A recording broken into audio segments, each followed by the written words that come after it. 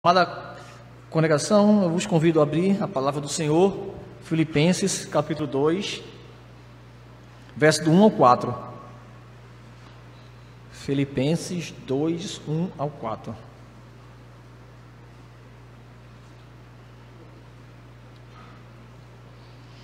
Diz assim a palavra do nosso Deus. Filipenses 2, do 1 ao 4. Se há, pois, alguma exortação em Cristo, alguma consolação de amor, alguma comunhão do Espírito, se há entranhados afetos e misericórdias, completai a minha oferta, de modo que penseis a mesma coisa, tenhais o mesmo amor, sejais unidos de alma, tendo o mesmo sentimento. Nada façais por partidarismo ou vanglória, mas por humildade, considerando cada um os outros superior a si mesmo. Não tenha cada um em vista o que é propriamente seu, senão também cada qual o que é dos outros. Vamos orar? Perdão, já oramos. Amada congregação, agora Paulo vai tratar um novo assunto. Ele vai pegar alguma coisa, a gente vai ver, daquilo que falou nos versos 27 ao verso 30, mas agora ele vai acrescentar alguns elementos novos, certo? Para fazer esse texto aqui, ele vai pegar o que vinha antes, certo? Paulo vai fazer um tratado de um problema, mas vai jogar a expectativa maior para os versos 5 e o verso 11, que, se Deus permitir, pregaremos depois. Nós vamos ver isso, como é que Paulo vai trabalhar essas questões. Então aqui tem um novo início, mas ainda que de fato seja uma nova sessão, um novo início de pensamento, ela está todavia intimamente, essa sessão, os versos 4, verso 1 ao verso 4, está intimamente ligado com o que pregamos anteriormente, ou seja, com aquilo que Paulo tratou do verso 27 ao verso 30. Na parte final do capítulo 1, Paulo apresentou o seu ardente desejo de estar a par de que os filipenses estão firmes em um só espírito.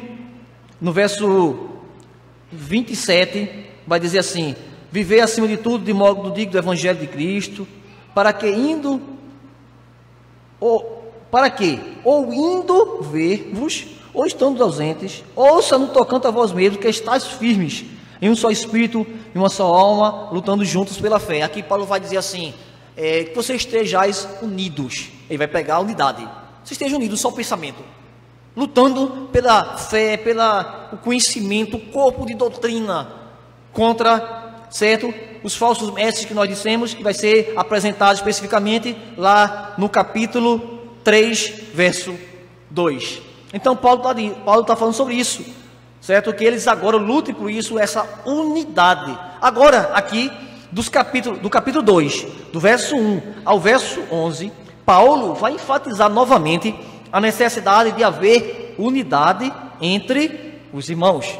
E isto só é possível, esta unidade, quando existe verdadeira humildade entre os irmãos. Então, lá no verso 27 a 30, Paulo trata de unidade, e que essa unidade nos proteja a adotar uma fé evangélica, e essa fé evangélica seja para combater contra os falsos mestres. E agora Paulo diz assim: vocês têm que estar unidos.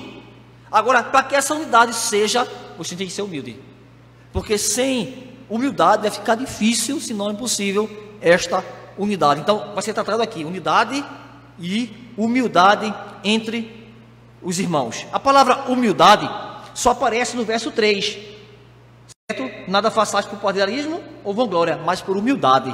Mas todo esse capítulo aqui, principalmente o exemplo maior da humildade, vai estar no verso 5 ao verso 11. Paulo exorta os crentes de Filipos a agirem com humildade, está no verso 3, como eu falei, enquanto exercem seu ministério, a fim de preservar a sua unidade.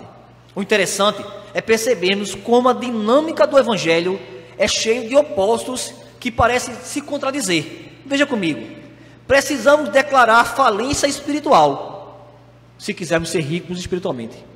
Precisamos lamentar se quisermos ser felizes. Precisamos perder nossa vida se quisermos ganhá-la. Mas se salvarmos nossa vida, nós perderemos. Todavia, talvez, a maior de todas as aparentes contradições, pelo menos aqui principalmente, seja a que temos diante de nós neste capítulo. Precisamos nos humilhar se quisermos ser exaltados. Veja comigo, Lucas, capítulo 18. Lucas 18, verso 9 em diante.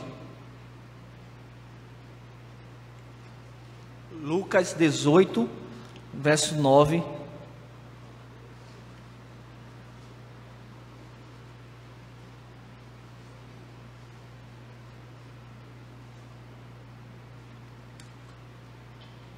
Diz assim, ó: propôs também esta parábola a alguns que confiavam em si mesmo, vanglória, orgulho, por considerar justos, e desprezavam os outros. Dois homens subiram ao templo com o propósito de orar, um fariseu e o publicano. O fariseu, posto em pé, orava de si para si mesmo, desta forma: ó Deus, graça te dou, porque eu não sou como os demais homens, roubadores, injustos e adúlteros, nem ainda como este publicano. Jejum 2 vezes por semana, dou o dízimo de tudo quanto ganho. Olha que coisa bonita.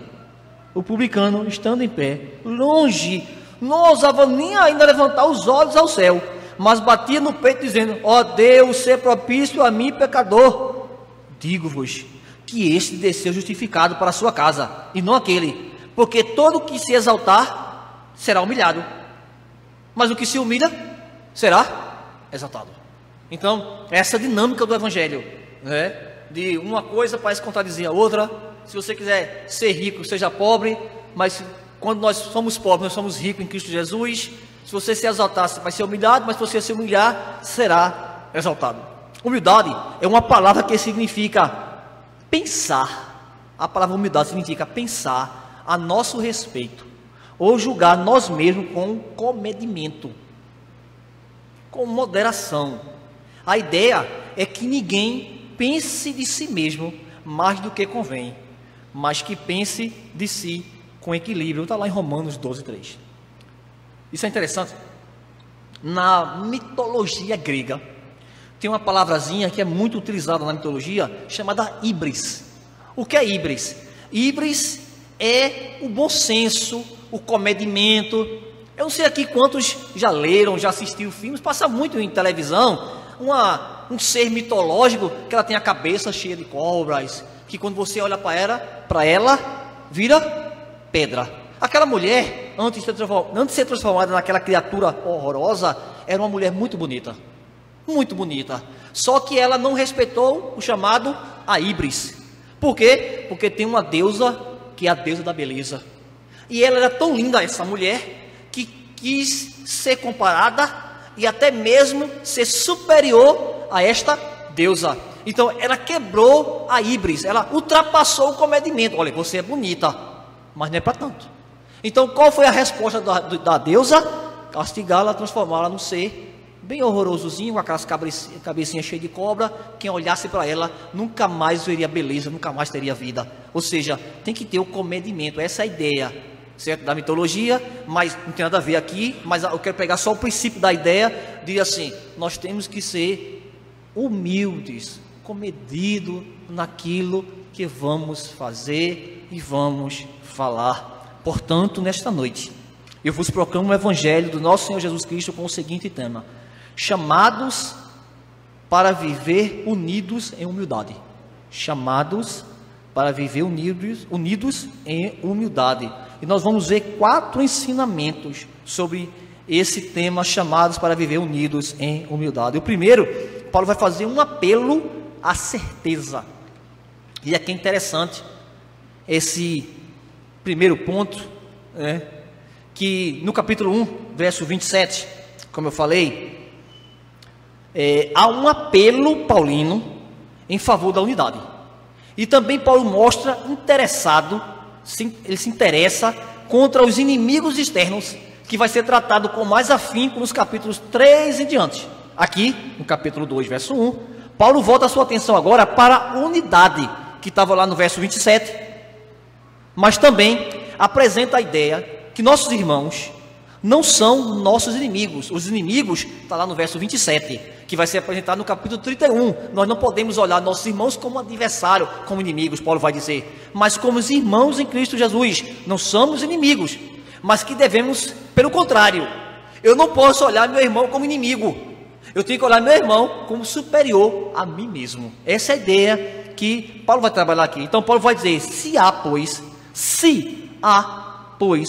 alguma exaltação em Cristo, alguma consolação de amor. Aqui no texto original aparece vários se, tá? Se há, pois, alguma exaltação em Cristo, se alguma consolação de amor, se alguma comunhão do Espírito, se há entranhos afetos e misericórdia. Então, quando a gente olha esse texto, por causa dessa partícula aí, se, parece que Paulo está com uma dúvida.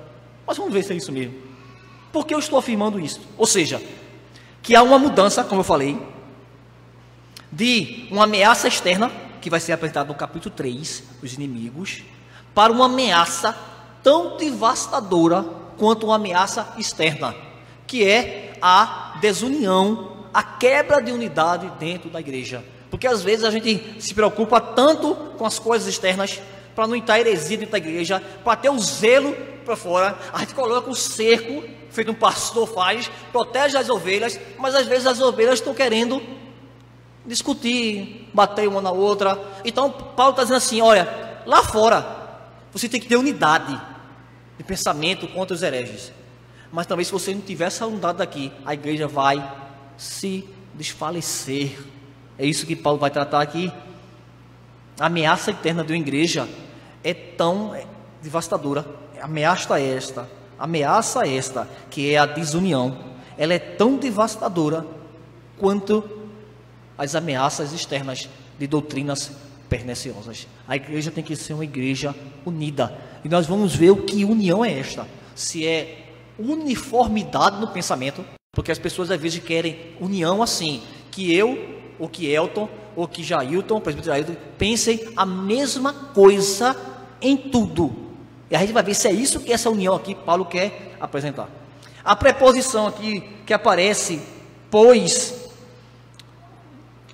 se pois há, aqui está se há pois, mas poderia ser tratado pois se há, certo? Esse pois primeiro. A ideia aqui é o seguinte, presume que Paulo está deixando a ameaça do capítulo 20, do verso 27 ao verso 31, certo? De um mundo hostil, para tratar de um problema igualmente ameaçador, como eu falei, que é o da comunidade dividida, pois indica uma transição para algo novo, que é a unidade agora interna. Paulo está tratando da unidade interna contra o falso evangelho, contra as ameaças internas, pois também tem um problema interno, essa falta de união. Eu quero que vocês sejam unidos. Mas antes de exortar os filipenses à humildade, o apóstolo os recorda da certeza da graça na vida deles. Esse se, uma conjunção, aparece aqui 4 vezes. Não sei se na sua Bíblia aparece esse se. E as pessoas pensam que esse se é uma possibilidade.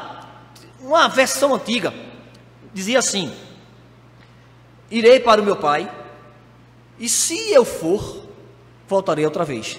Então as pessoas diziam, está vendo? Jesus duvida, porque ele diz, se eu for, eu voltarei. Então nas versões mais modernas não tem esse se, porque estava trazendo dúvida. Aqui ainda continua esse, se há, pois, alguma exortação. Então as pessoas pensam que Paulo está fazendo uma possibilidade. Devemos entender que esse se não é uma condicional, mas aqui é uma certeza. Eu vou explicar. Uma condicional: se Jailton for, o presbítero Jailton for amanhã para a cidade comprar álcool, gel, eu irei. Aqui é uma condicional: se ele for, eu irei. Se ele não for, eu não irei. Mas o se aqui do verso 1 aparece também em Mateus 6,30. Acompanhe comigo lá. 6,30.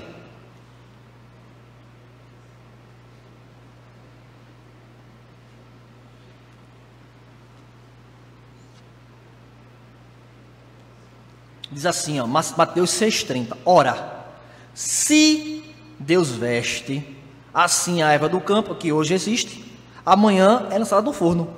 Quanto mais outros homens de pequena fé. Aqui não é possibilidade, esse se aqui.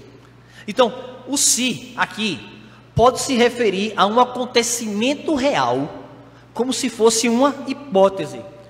Poderia ser traduzido, algumas traduções já têm usado assim, ó, visto que há alguma exaltação em Cristo, porque há uma exaltação em Cristo. Então poderíamos traduzir assim: se pois há alguma exaltação em Cristo, como seguramente há. É uma certeza, não é uma possibilidade. Então Paulo está dizendo assim, Paulo está encorajando a ele, afirmando a eles, fazendo a declaração afirmativa, que em Cristo há muito encorajamento para trazer esta unidade para a igreja.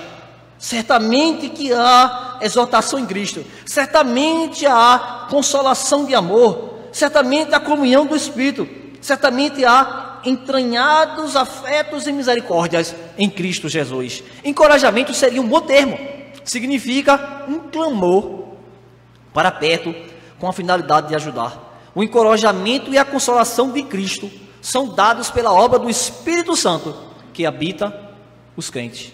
Por seu Espírito, em tempos de grande desalento, o Senhor Jesus anima os nossos corações e fortalece a nossa fé.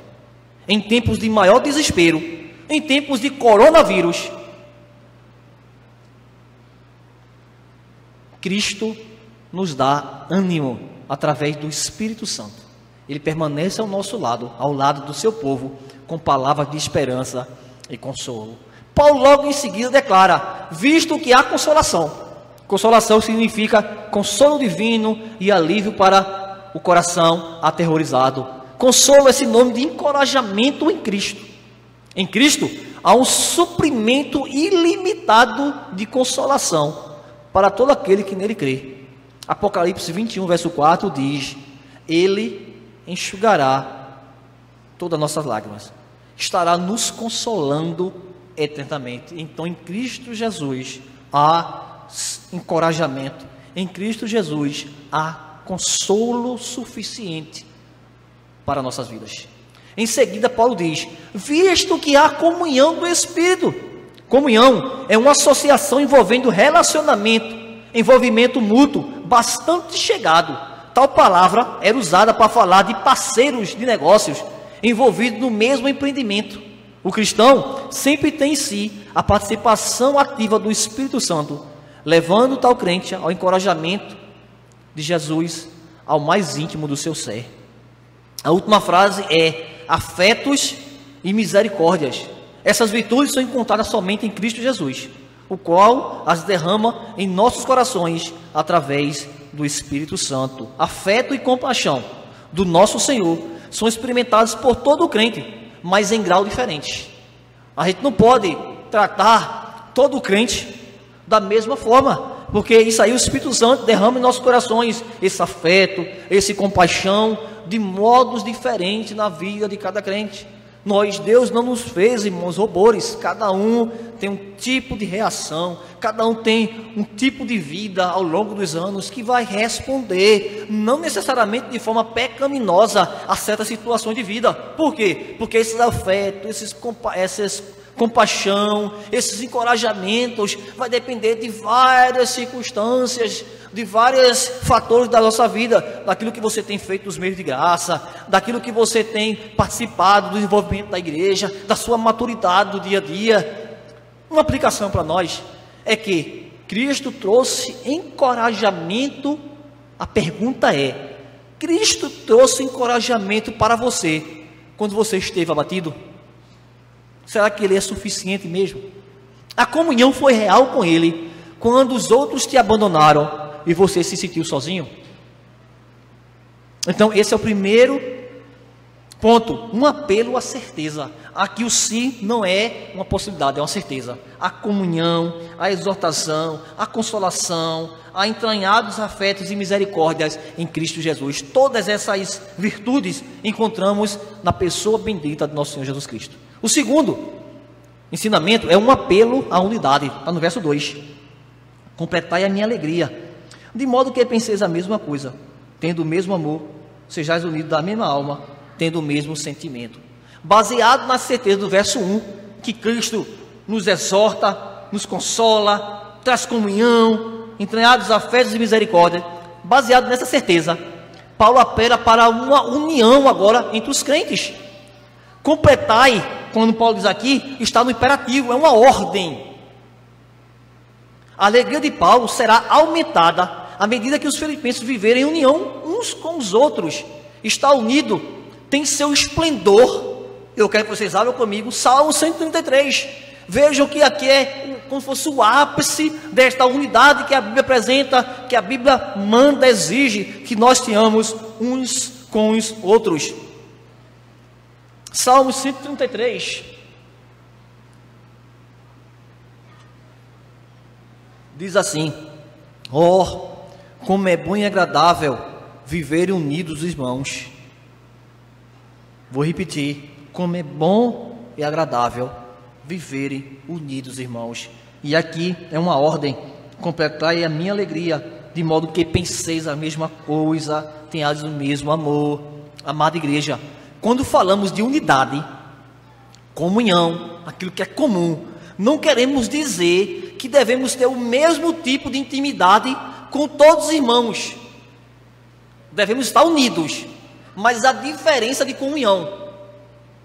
Veja, por exemplo, a comunhão, a amizade que eu tenho com Elton é diferente do que eu tenho com outros irmãos. Por quê? Porque Elton a gente conhece desde seminário, mas eu tenho comunhão com todos os irmãos. Então, essa intimidade vai depender de várias circunstâncias, de vários momentos, mas devemos estar unidos. Pode ser por traço de personalidade, interesses em comuns, experiência de vida semelhante. Certamente essas coisas poderá nos levar a ter mais intimidade com alguns irmãos em detrimento de outros. Mas a questão é, eu devo estar unido com todos os meus irmãos. A união é para todos. Paulo diz que devemos ter o mesmo amor por todos.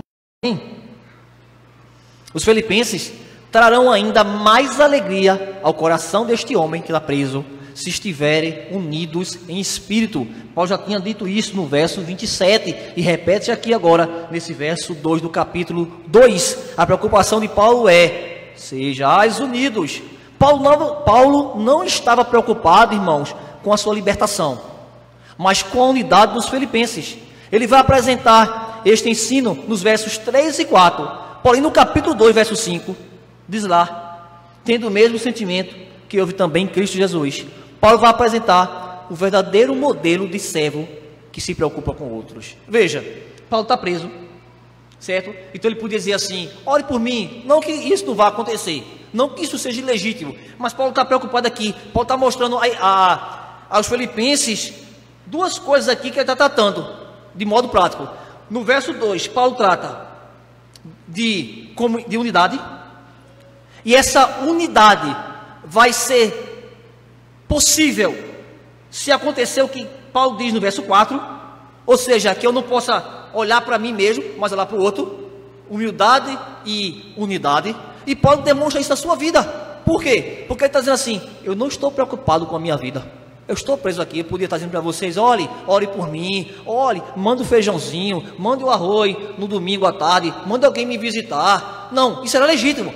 Mas Paulo está dizendo assim: eu estou demonstrando isso em coisas práticas, que eu quero que vocês sejais unidos. Eu não estou preocupado somente com a minha vida, eu estou preocupado com o outro, com o bem-estar da igreja. No fim do verso 2, Paulo usa um termo bastante recorrente nessa carta.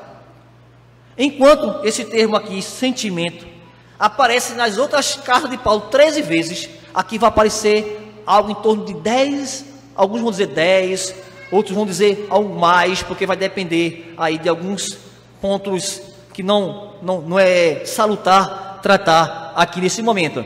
Então, essa ideia de sentimento, Paulo trata aqui de várias maneiras. Sentimento aqui, irmãos, não tem a ver com dizer assim: você está triste, eu estou com sentimento de tristeza, eu estou com aquele sentimento assim de apaixonado.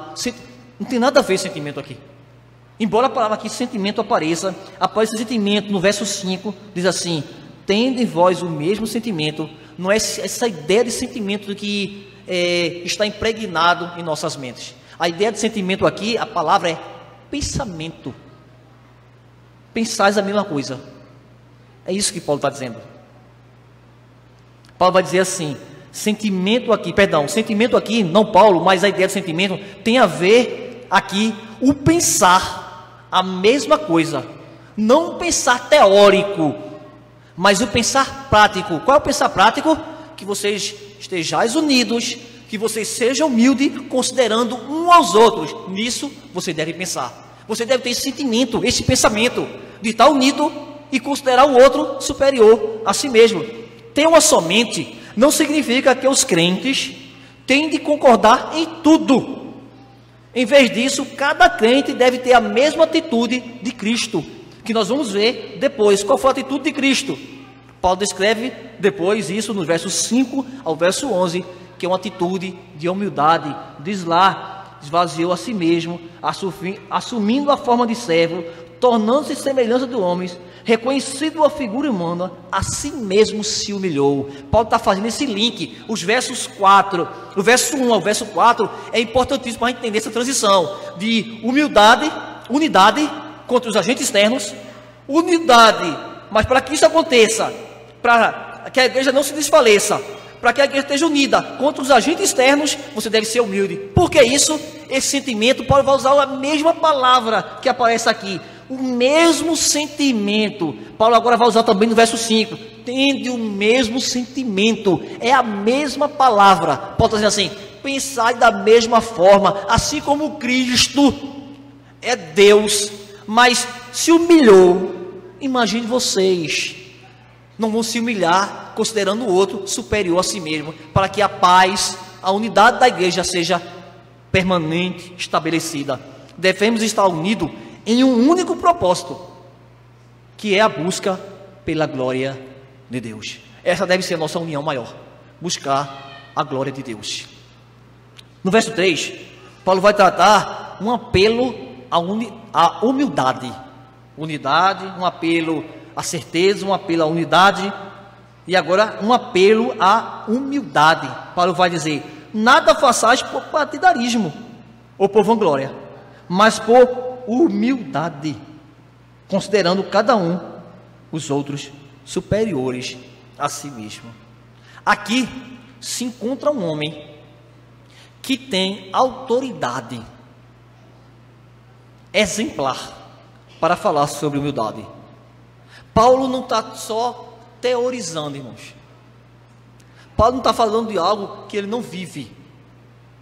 Porque lembre-se que para o evangelho não há separação, ou não deveria, não pode ter separação entre o que eu creio e aquilo que eu pratico.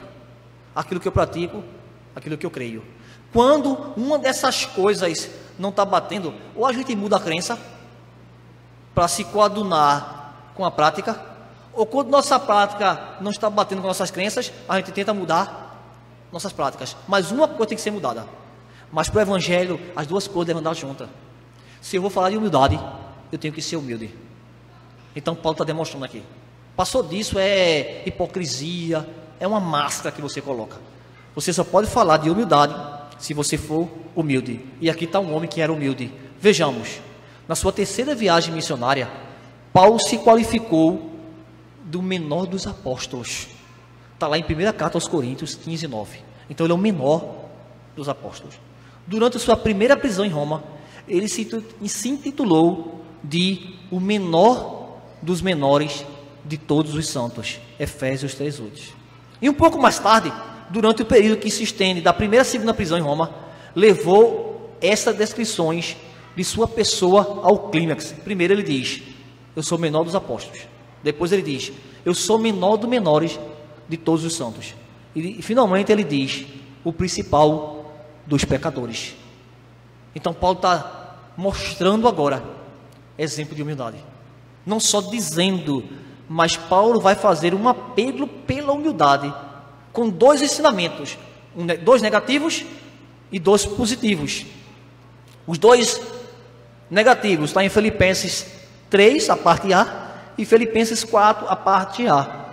Paulo vai dizer: nada, a parte negativa, nada façais por partidarismo ou vanglória.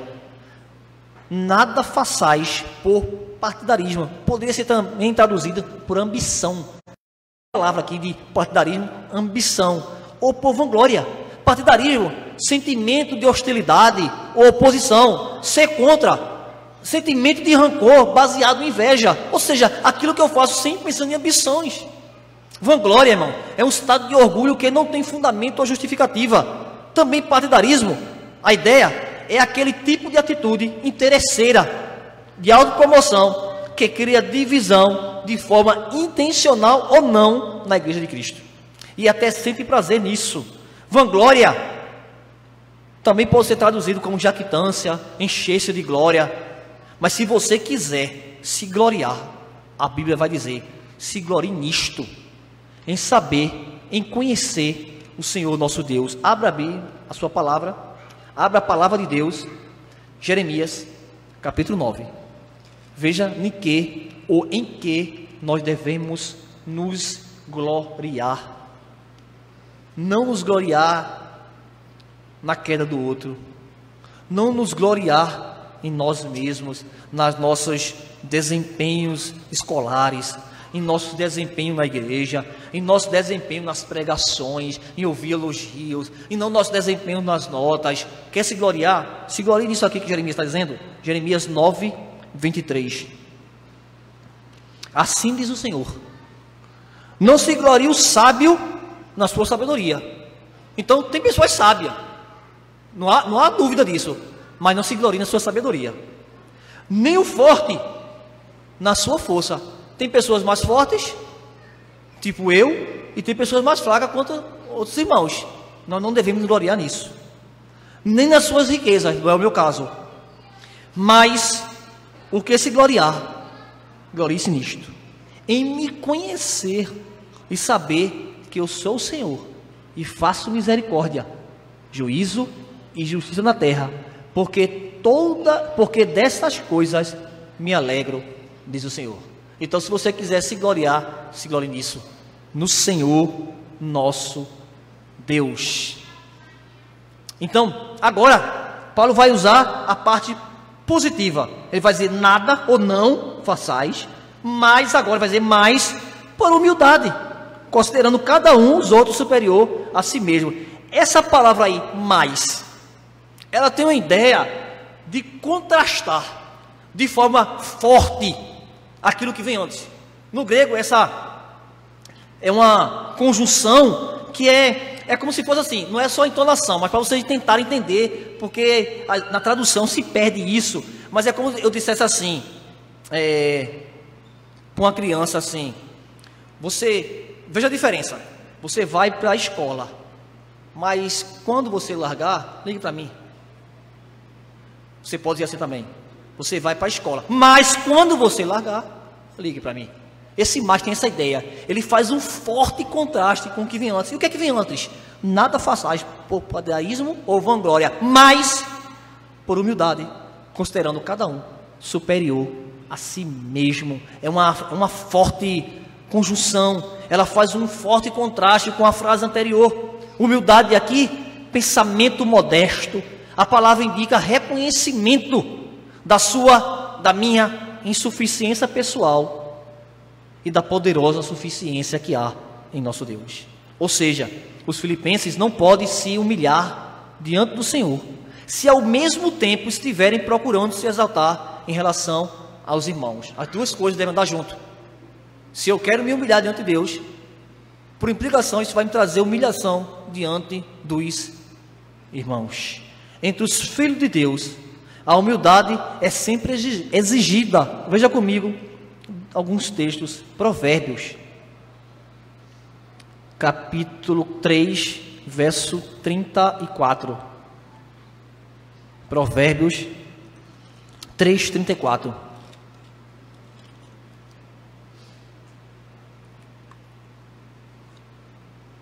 Diz assim, ó, Provérbios 3, 34. Certamente ele escarnece dos escarnecedores, mas dá graça aos humildes. Tiago, lá no Novo Testamento, Tiago 4, 6. Tiago 4, 6.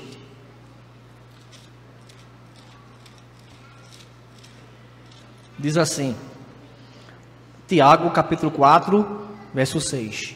Antes, ele dá maior graça, pelo que diz, Deus resiste aos soberbos, mas dá graça aos humildes. Então, é uma perspectiva bíblica, nós andarmos sempre de forma humilde. Repito, entre os filhos de Deus, a humildade é sempre exigida. A humildade deve ser a marca dos seguidores de Cristo, pois Cristo foi manso e humilde de coração, como diz Mateus capítulo 11, verso 29. Então nós vimos agora um apelo à humildade, e o verso 4, Paulo vai fazer um apelo agora ao bem-estar do outro. Se preocupar não com você mesmo, mas também com o outro. No trabalho, eu tinha um amigo, a gente pedia almoço junto, né? A gente procurava saber os locais que forneciam almoço, e a gente, ao invés de pedir 3 almoços, a gente pedia um almoço, dava para 3. Saía mais em conta, né? Nem sempre a comida era ideal, mas por conta dos apertos da vida, a gente vai fazer isso. Aí a gente fazia o seguinte, quando chegava a carne, vinha 3 pedaços, a gente separava o comer igual e deixava a carne lá na mesa assim, a gente ficava olhando um para o outro assim. Aí eu tinha um amigo que ele pegava o maior pedaço.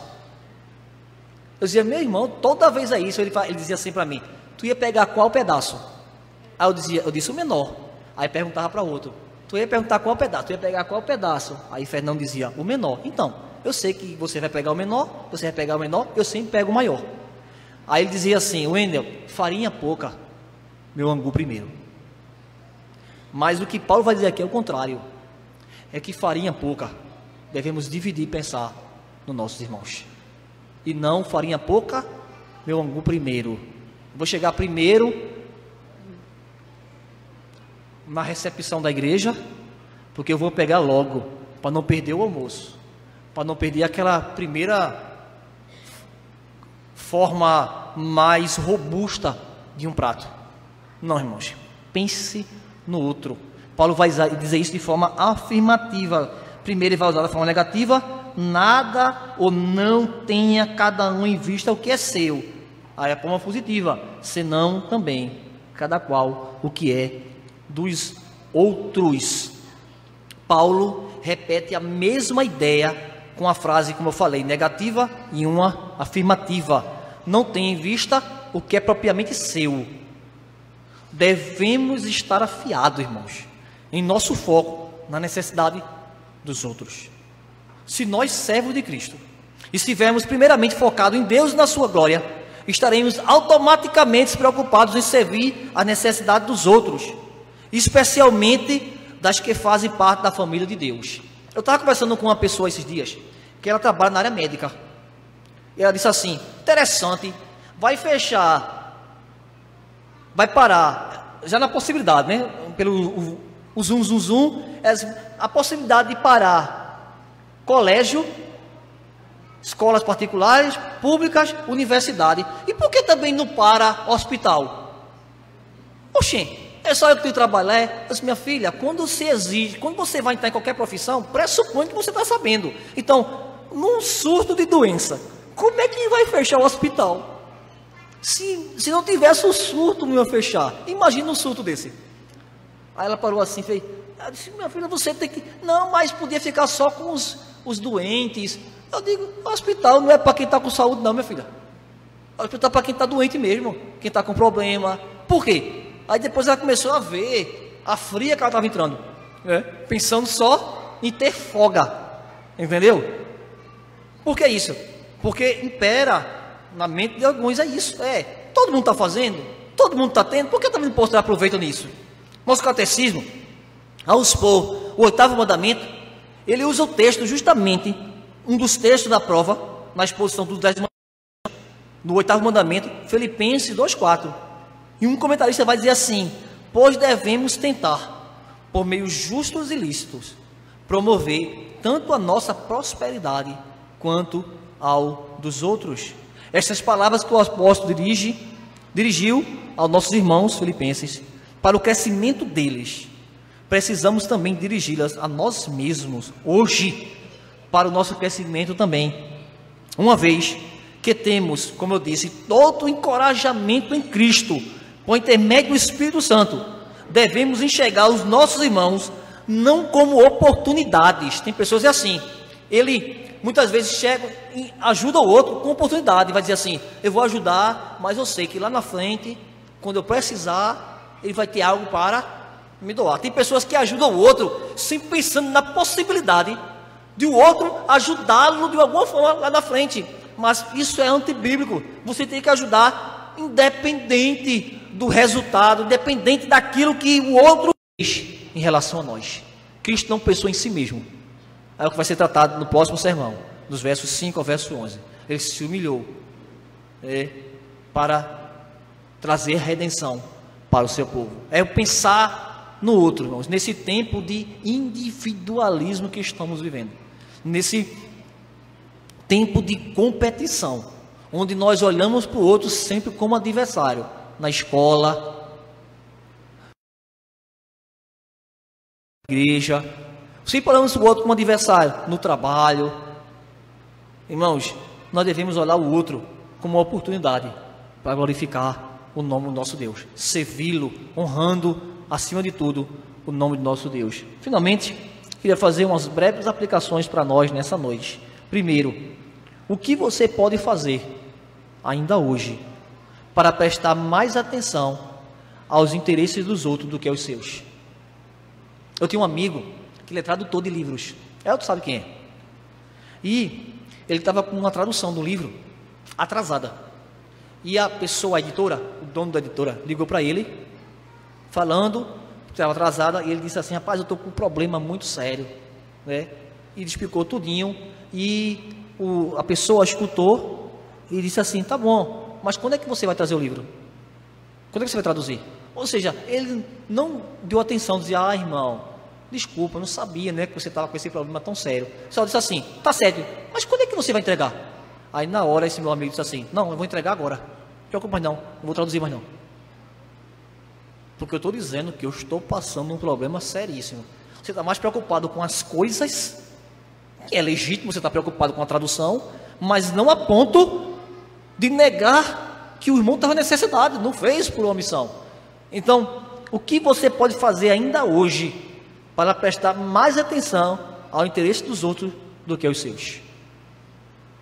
Lembre-se, orgulho precede a queda, e que os humildes herdarão o reino de Deus. Está em Provérbios 18, Mateus 5:3. Finalmente, temos Cristo como nosso grande servo, que veio para servir e não ser servido. Então é isso que Paulo vai trazer no capítulo 2, versos 5 a 11. Embora Paulo mostre humildade nos seus escritos, embora ele mostre que não está preocupado com ele, está preocupado com a igreja, mas o exemplo maior, Paulo vai apontar para Cristo, o exemplo de humildade e aquele que traz união para o seu povo, que foi a obra perfeita de Cristo Jesus, a lei na cruz do Calvário. É o que nós veremos, se Deus assim permitir, na próxima semana, com a graça de Deus. Nós vamos agora